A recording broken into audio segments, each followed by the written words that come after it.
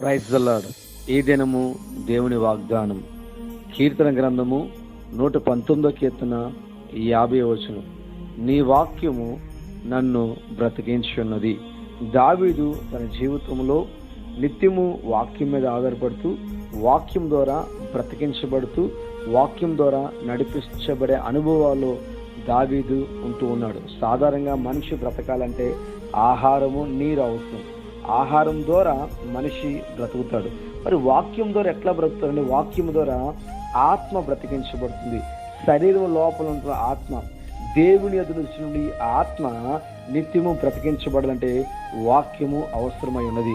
అందుకని యేసుక్రీస్తు వారు మత్తయి సువార్త 4:4 అపవాదితో ప్రభు మాట్లాడుతూ, మనుషుడు రొట్టె వలన మాత్రమే కాదు కానీ దేవుని నోట్లోచు ప్రతి మాటను బట్టి జీవించును.